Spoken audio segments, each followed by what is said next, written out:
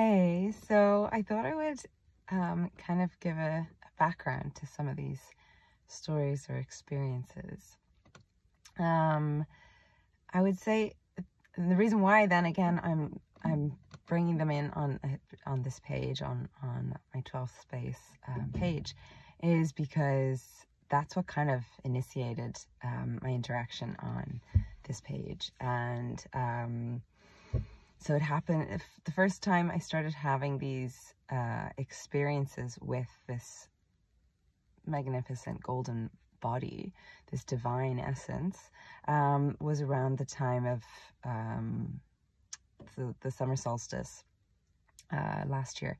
So in July of 19. Yeah, and from there, I've had a series of other experiences, either watching her or either channeling or total embodiment experiences, which have been incredibly profound. I've written and spoken about that before. But yeah, I started the other Friday, I did a meditation, and I was definitely feeling like in such a slump. So I suppose that's why it gave such a boost to me to have this experience. But then when I started journaling and writing about it for myself, I started to shift the words and remove the personal and imagine that I was telling a story and that others could experience the same experience just through a storytelling. So I played with that. So that's where I kind of went with this. Hopefully it makes a bit of sense, or at least it's an interesting story to read. Who knows? But anyway, that's where I thought I'd go with it. Back in 2019, in July, when I first had her experience, she had kind of clambered up a huge mountain and got to the tabletop, or the top of the mountain, which was actually like a checkerboard. And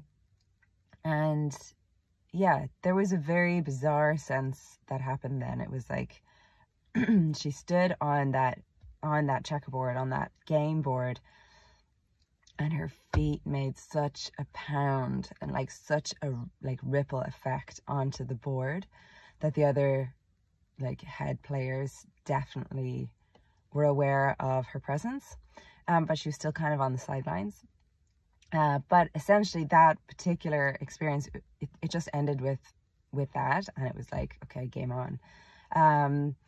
And then subsequently, I had a series of experiences, which at the time I related to where I was, and you know, the visions that I had were very much mother and child, and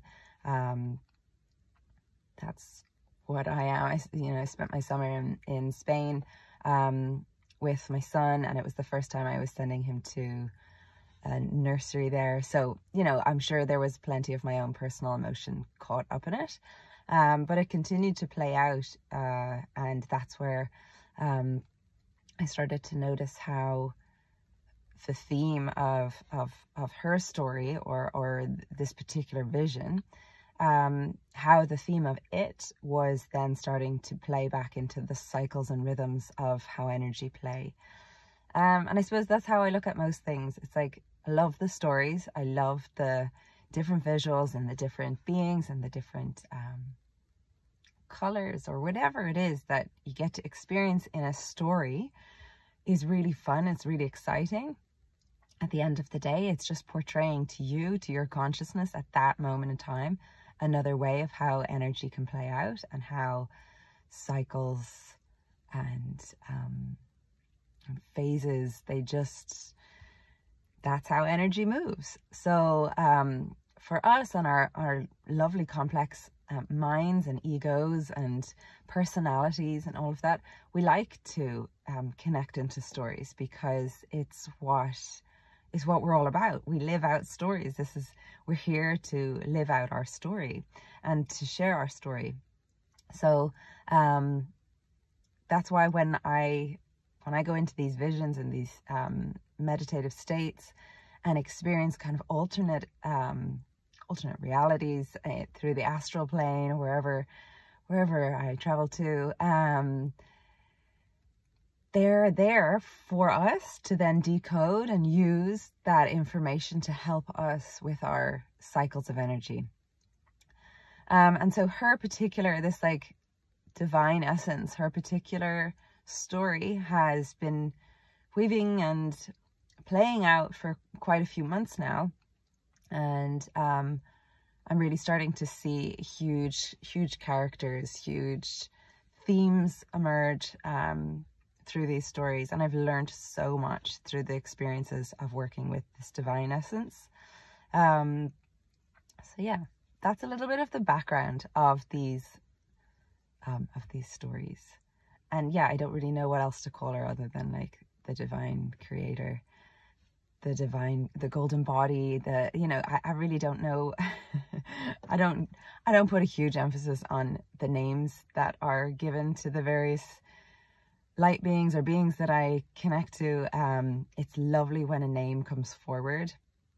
But at the end of the day, I just, whatever I see or feel, the essence of what I get, I tend to just give some sort of like a name based on that, like the golden body, that divine essence. Or like when I was a kid and I used to see this huge, big peach, just robes actually, I would never see anything other than the body of it and all these robes. I would just call that being Big Peach. I didn't put massive emphasis on names, but that's just me. If you can get names, awesome. And when I have gotten names, they've been pretty profound. So it's fun how stories play out, and fun how energy interacts with us. And here's me just sharing my version of it. So enjoy, and yeah, have a good day.